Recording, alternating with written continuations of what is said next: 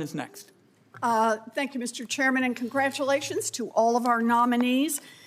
Mr. Ives, you are nominated to be the Inspector General for the Treasury Department.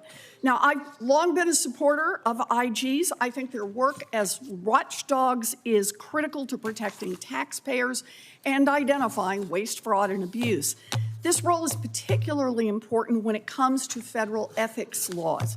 It's an area where I've been calling for tougher laws and tougher enforcement for years, and it's an area where IGs need to do more.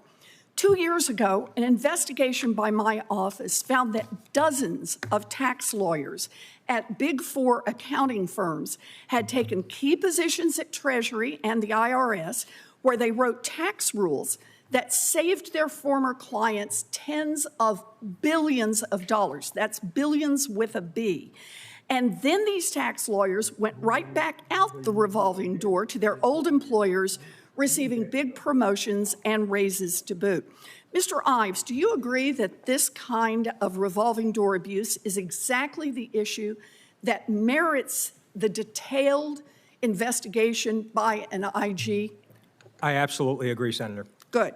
Well, I asked the acting IG to investigate this revolving door scandal at Treasury more than 2 years ago, and he finally released his findings in March. And let me tell you, it was not worth the wait. The report concluded that Treasury employees rewriting our tax code for the benefit of giant corporations they used to work for couldn't be a problem because, and I quote, Treasury's tax guidance review process includes numerous stages of review and approval and multiple individuals. That's it. And because of that, the acting IG did not bother to conduct any audit of employer self-reporting of potential conflicts.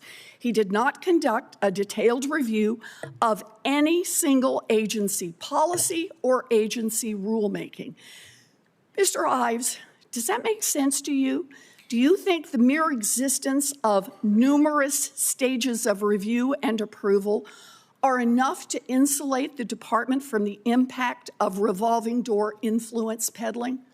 Without speaking to the specific report, my answer is no. I am aware of many situations whereby there was a lengthy review process in place, yet conflicts of interest existed, and they were matters that warranted investigation. I am glad to hear that.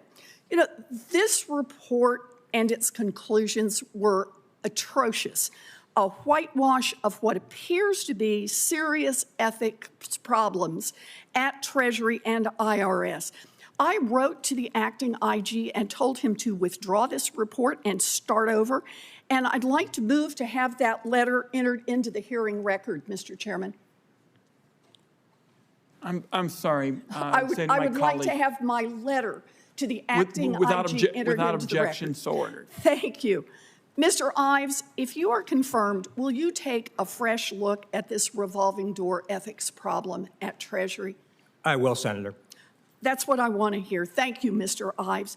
You know, the work that IGs do is essential to ensuring that the federal government works for hardworking American taxpayers, not just big corporations and fancy tax lawyers in Washington.